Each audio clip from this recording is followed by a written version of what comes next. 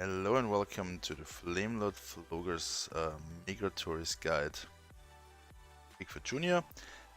Flogas is the last boss in Migra Turris, which makes him very special for a bunch of different reasons. First of all, you need him for the last quest or for the quest for your professions, for your main professions, all three of them.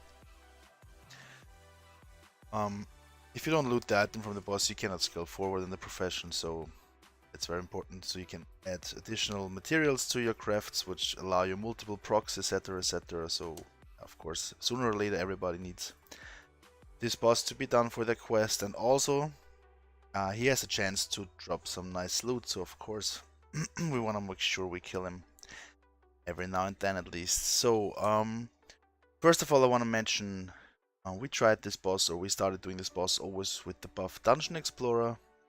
It does not provide as much damage as the roar from the battlefield, but it gives you a significant damage reduction, which especially as hunter is important, or as ranger, because your pose of high angle fire stance reduces all your physical and magical resistance, and there's some nasty abilities that the boss can cast on you if you don't focus the ad, which I'll show in a second, which might bring you close to a one-shot, especially if the boss crits you.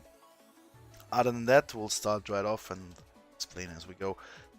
So the first attack that you can see is a attack that goes in 3 lines in front of the boss. We'll see it in a second here again.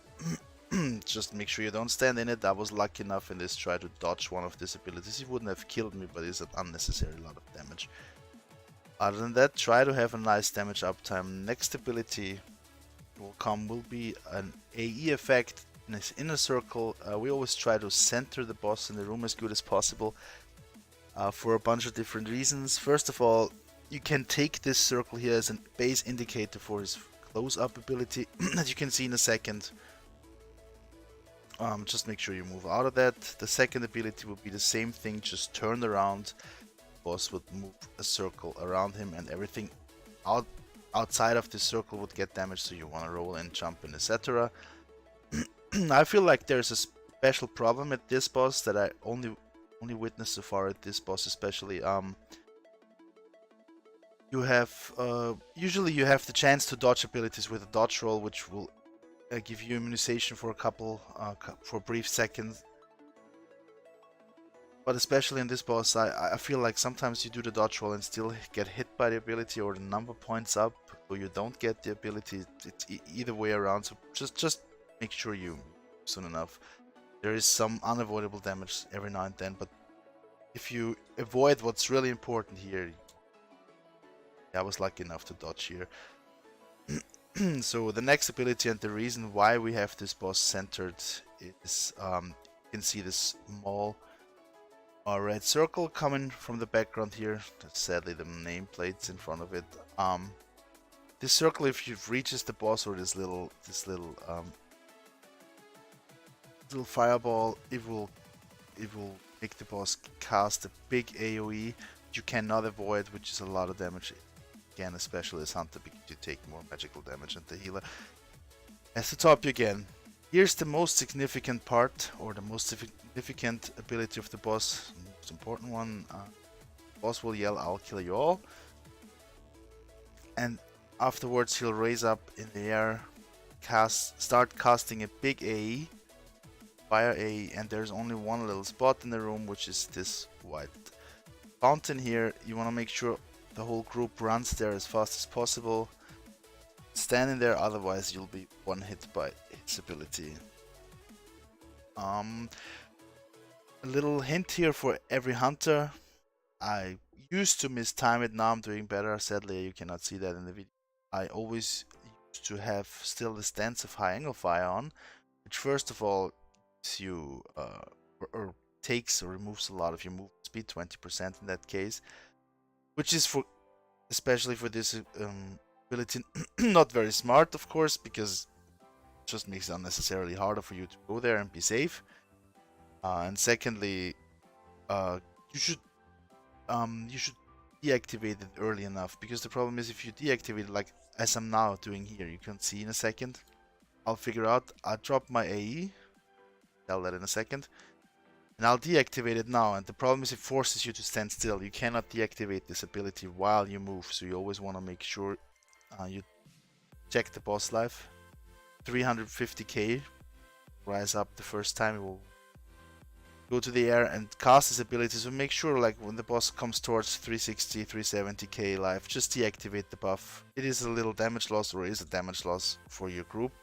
With the stance that I play, that provides group damage, which I'll recommend anyways. But the thing is, the longer you wait, the more risk you provide for yourself. So I had to spam my dodge roll here, and I rolled too far, as you can see. Gladly I came back in immune. What I wanted to say earlier is, I'll show that with the next time he goes up. You have this A that you can provide for your group. It's a run speed bonus. I want to give that to your group. Sometimes people are further away. Just lowers the risk of getting hit by the ability.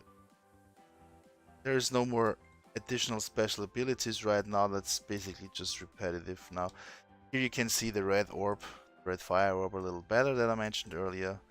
It has only 1k life. You can one-shot it. There are mage or heal paladin.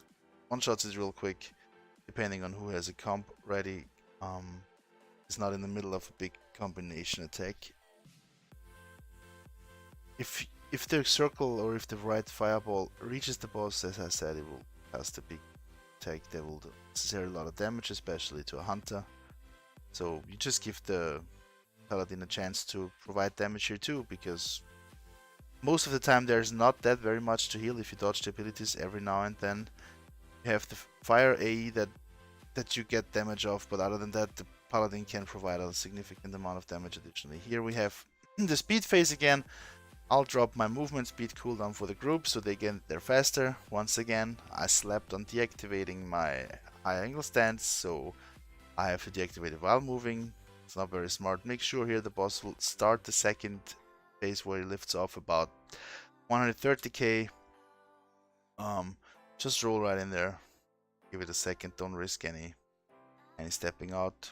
You can reach him from in there sometimes, but sometimes can't. And problem is you spam your abilities and automatically your character will run towards the target you want to attack. So just hold your finger still for a second here. But that's basically it. Dodge the abilities. Make sure you go in the white fountain. Provide your group buffs.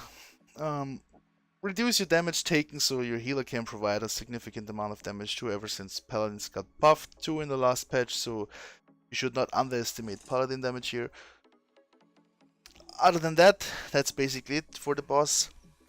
If you have any further questions, feel free to drop by at www.twitch.tv/Bigfoot_Junior or drop a comment in the section below. I'd be glad to answer them for you and get a chance to meet you all in stream when I'm online. I'd love to see that. So I wish you all good loot and a good fight here. Maybe you're lucky or luckier than we are. We dropped another gold ore here for us, as far as I remember. Yeah, there it is. So hope to see you all soon and wish you all good success in Migra Turris and in the game. Bye bye.